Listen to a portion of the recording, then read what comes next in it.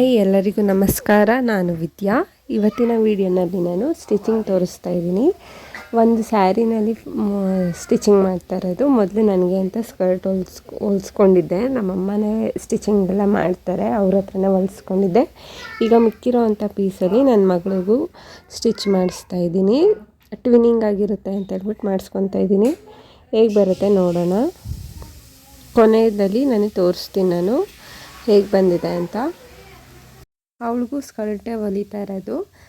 ನಾನು ಟಾಪ್ ಬಂದು ನಾಳೆ ವಿಡಿಯೋನಲ್ಲಿ ಅಪ್ಲೋಡ್ ಮಾಡ್ತೀನಿ. ಇವತ್ತು ಬರೀ ಸ್ಕರ್ಟ್ ಅಷ್ಟೇ ತೋರಿಸ್ತಾ ಇರೋದು.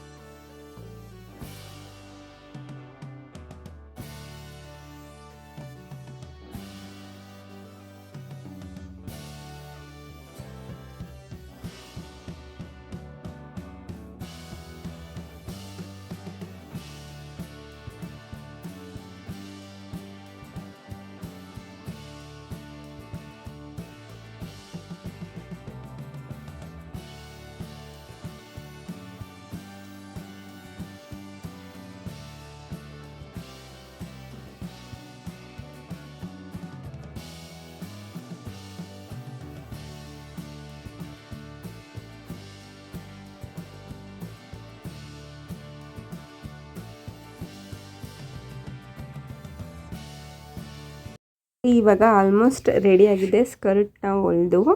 ಈಗ ಲಾಡಿ ಹಾಕೋದಕ್ಕೆ ಅಂತೇಳ್ಬಿಟ್ಟು ರೆಡಿ ಮಾಡ್ಕೊತಾ ಇದ್ದಾರೆ. ನೋಡಿ ಎಷ್ಟು ಚೆನ್ನಾಗಿ ಬಂದಿದೆ.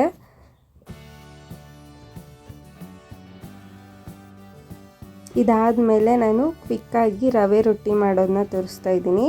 ಒಂದು ಮಿಕ್ಸಿಂಗ್ ಬೌಲ್ಗೆ 2 ಕಪ್ಪಷ್ಟು ರವೆ ತೊಗೊಂಡಿದ್ದೀನಿ. 1 ಸ್ಪೂನ್ ಅಷ್ಟು ಜೀರಿಗೆ ತೊಗೊಂಡಿದ್ದೀನಿ. ರುಚಿಗೆ ತಕ್ಕಷ್ಟು ಉಪ್ಪು ಹಾಕ್ಕೊಂಡು ಒಂದ್ಸರಿ ಹಾಗೆ ಮಿಕ್ಸ್ ಮಾಡ್ಕೊತೀನಿ.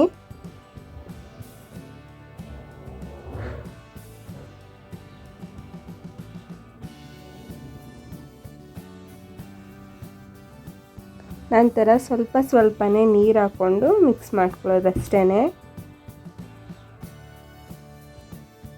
ಇದನ್ನ 2 ರೀತಿನೂ ಮಾಡ್ಕೊತಾರೆ. ದೋಸೆ ಥರನೂ ಮಾಡ್ಕೋಬೋದು, ಬಳಿಯೋ ರೊಟ್ಟಿ ಅಂತಾರಲ್ಲ ಆ ಥರನೂ ಮಾಡ್ಕೋಬೋದು. ಈಗ ನಾನು ಹೆಂಚು ಮೇಲೆ ಬಳಿತೀವಲ್ಲ ಆ ಥರ ಮಾಡ್ಕೊತಾ ಇದ್ದೀನಿ. ಈ ಕನ್ಸಿಸ್ಟೆನ್ಸಿನಲ್ಲಿ ನಾನು ಮಿಕ್ಸ್ ಮಾಡ್ಕೊಂಡಿದ್ದೀನಿ.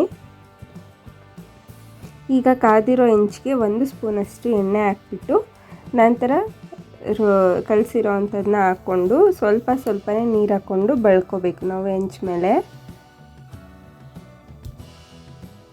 ಹೆಂಚು ಸುಡುತ್ತೆ, ಹುಷಾರಾಗಿ ನಾವು ನೋಡ್ಕೊಂಡು ಮಾಡ್ಕೋಬೇಕು.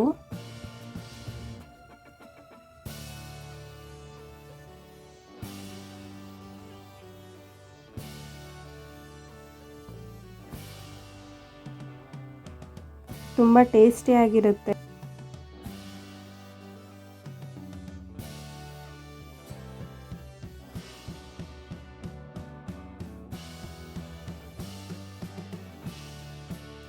ಎಕ್ಸ್ಟ್ರಾ ಇರೋದನ್ನ ತೆಗೆದುಬಿಡಬೇಕು.